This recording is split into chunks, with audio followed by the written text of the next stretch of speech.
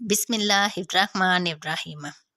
हज़रत अबू हुरैरा रज़ी अल्लाह ताला अन्हो से रवायत है कि रसूल अल्लाह सल्लल्लाहु अलैहि वसल्लम ने फरमाया, जब अल्लाह ताला ने जन्नत और जहन्नम को पैदा फरमाया तो हज़रत जिब्राईल अलैहिस्सलाम को जन्नत की तरफ भेजा और फरमाया, जाओ जन्नत और इसमें जन्नतियों के लिए बनाई हुई चीज़ों को देखो। उन्होंने जाकर देखा, फिर वापस आए तो कहने लगे, तेरी इज़्ज़त की कसम, जो शख्स भी जन्नत के बारे में सुनेगा ज़रूर इसमें दाखिल होगा।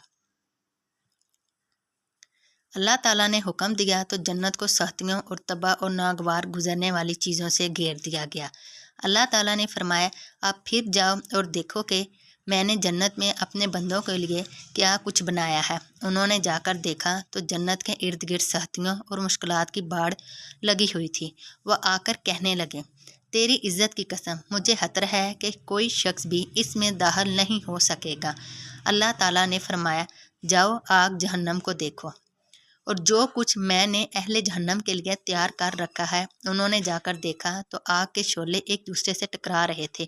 वो वापस आकर कहने लगे, तेरी इज़्ज़त की कसम, कोई इसमें दाखिल नहीं होगा।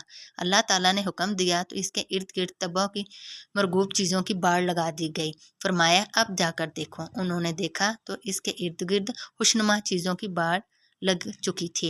वो वापस आकर कहने लगे, तेरी इज़्ज़त की कसम, मुझे खतरा है कि कोई शख्स इससे नहीं बच सकेगा, ज़रूर दाखिल हो जाएगा। सुन्ने नसाई, हदीस नंबर 3794।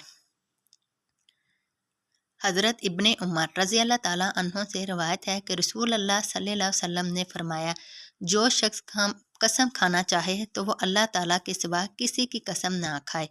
कुरैश अपने आबा और अजदाद की कस्में खाया करते थे, लिहाजा आप सल्लल्लाहु अलैहि वसल्लम ने फरमाया, अपने आबा और अजदाद की कस्में ना खाया करो। सुन्ने नसाई, हदीस नंबर 3795।